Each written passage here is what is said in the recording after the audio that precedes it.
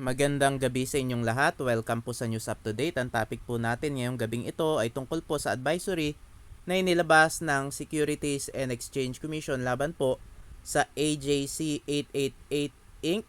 o 8889VIP.in. Alam naman natin na yan AJC 888 ay isa na naman pong task and recharging scam. So ito po, basahin po natin yung nakapaloob po sa advisory ng SEC laban dyan sa AJC 888 Inc. This is to inform the public that AJC 888 Inc. is not authorized to solicit investments from the public. This advisory is prompted by reports and information gathered by the Commission that individuals or group of persons are enticing the public through social media platform to invest in AJC 888 Inc. with the promise of high monetary rewards or profits. Meron pa rin pong nagre-recruit dyan sa AJC 888 kahit na wala naman pong payout.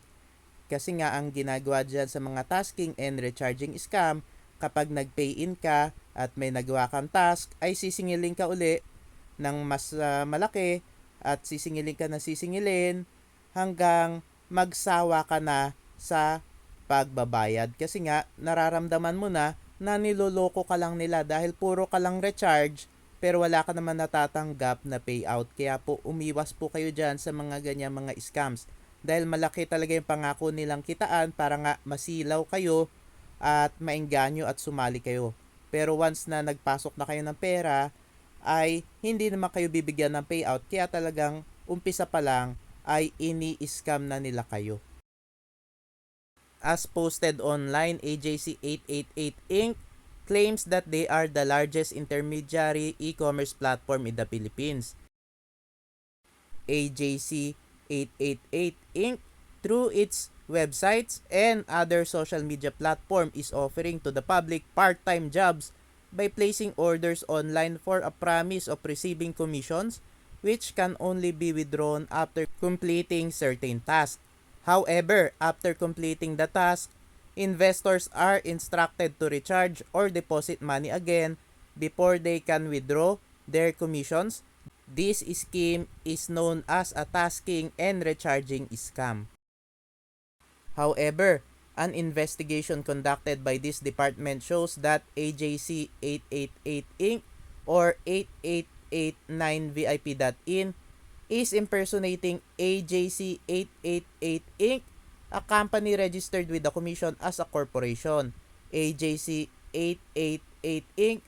transacts with the public or prospective investors only through social media such as online group chats on Facebook, Telegram, and through its website. So ayan po mga kababayan, isa na naman pong impersonation scam yang AJC 888.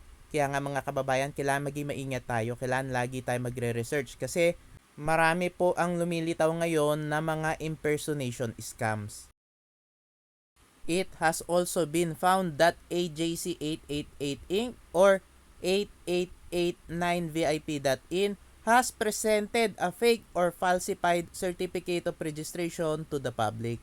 Kaya nga mga kababayan, huwag kayong magpapaniwala basta-basta doon sa mga pinapakitang dokumento sa inyo ng mga scam companies dahil mahilig silang mameke ng dokumento. Dapat po i-verify po ninyo yan doon po sa ahensya kung saan yun daw ang nagbigay or nag-issue sa kanila nung dokumento na pinapakita nila. Notably, a tasking and recharging scheme involves the offering and sale of securities in the form of investment contracts as defined under Section 3.1 of the Securities Regulation Code. An investment contract exists in tasking and recharging scheme as there is an investment or placement of money in a common enterprise with a reasonable expectation of profits to be derived from the efforts of others.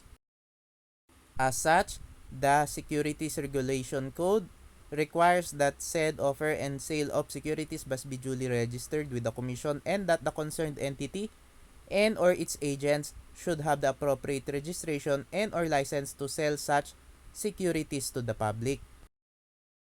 Further, a tasking and recharging scheme has the characteristics of a Ponzi scheme. where monies from new investors are used in paying fake profits to prior investors and is designed mainly to favor its top recruiters and prior risk takers and is detrimental to subsequent members in case of scarcity of new investors.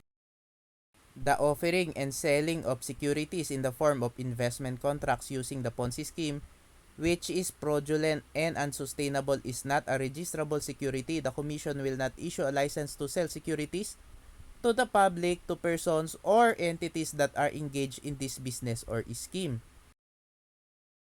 Finally, Republic Act number 11765, otherwise known as the Financial Products and Services Consumer Protection Act or FCPA, also prohibits investment fraud, which is defined under the law as any form of deceptive solicitation of investments from the public, which includes Ponzi schemes and such other schemes involving the promise or offer of profits or returns sourced from the investments or contribution made by the investors themselves, and the offering or selling of investment schemes to the public without a license or permit from the SEC. In view thereof, the public is hereby advised to exercise caution in dealing with any individual or group of persons soliciting investments for and on behalf of AJC 888 Inc. The public is further advised not to invest or to stop investing in the investment scheme being offered by the subject entities or its representatives. At babala po para doon sa mga umaaktong salesmen, brokers, dealers or agents, representatives, promoters, recruiters, uplines, influencers, endorsers, abettors, and enablers of AJC 888 Inc. or 8889VIP.in, soliciting or convincing people to invest in the investment scheme being offered by the said entities, including soliciting investments or recruiting investors through the internet, may be held criminally liable under Section 11 of the FCPA and Section 28 of the SRC, which are both penalized separately with a maximum fine of 5 million pesos or imprisonment of 21 years or both pursuant to Section 73 of the SRC. Furthermore, the names of all those involved will be reported to the Bureau of Internal Revenue or BIR so that the appropriate penalties and or taxes be correspondingly assessed. Kung meron po kayong impormasyon tungkol po sa operasyon ng impersonation scam na AJC 888 Inc. o 8889VIP.in, ay pwede nyo pong isend ang inyong report sa Enforcement and Investor Protection Department ng Securities and Exchange Commission. Ang kanilang email po ay epd@sec.gov.ph at ang kanilang opisina po ay nasa 9th floor, the SEC Headquarters, 7907 Makati Avenue, Salcedo Village, Barangay Bel Air, Makati City. Ito pong advisory ay inilabas noong October 26, 2023. Mga kababayan, maraming salamat po sa inyong patuloy na pagsuporta sa aking channel. God bless po.